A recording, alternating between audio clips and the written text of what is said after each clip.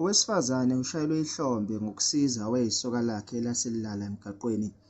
Le ndaba ithinte iy'nhliziyo zabantu abaningi ey'nkundleni zokuxhumana emuva kokuthi lo wesifazane eveze ukuthi usize owayeyisoka lakhe ngesikhathi embona esehlala emgaqweni. Lo mlisa wayehlushwa ukungaphatheki kahle engqondweni, hambe ehlala etaladini engazi ukuthi uya kuphi futhi ekhuluma yedwa. Kunokuba lo wesifazane amfulathele, wakhetha ukumsiza, wamthatha wamisa ekhaya, wamgeza, wamnika ingubo zokugqoka, waqinisekisa ukuthi uthola ukudla nokunakekelwa, wamfaka ohlelweni lwezokwelashwa ukuze athole usizo lwezokwelapha. Ngemuva kwesikhathi eside nokunakekelwa, ukwesekwa nokubekezelelwa, lo mlisa wabuya esimeni sakhe, waba nempilo engcono futhi manje usebuyele emsebenzini futhi uhlala kahle. Abantu abaningi bathi lokhu kuyisimangaliso sangempela futhi kubonisa ukuthi ububele bungaguqula impilo yomuntu.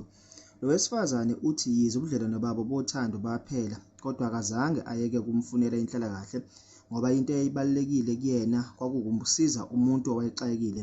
Kuhlukene imibono-ke ey'nkundleni zokuxhumana, abanye bamshayela ihlombe lo wesifazane kanti abanye bamgxeka bathi uzomlaxaza njengoba esemgezile wamuhle kanjena.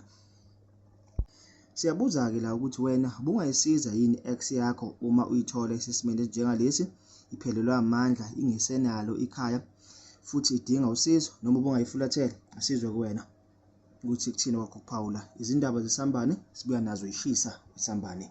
Isambane News sibuya nazo sishisa.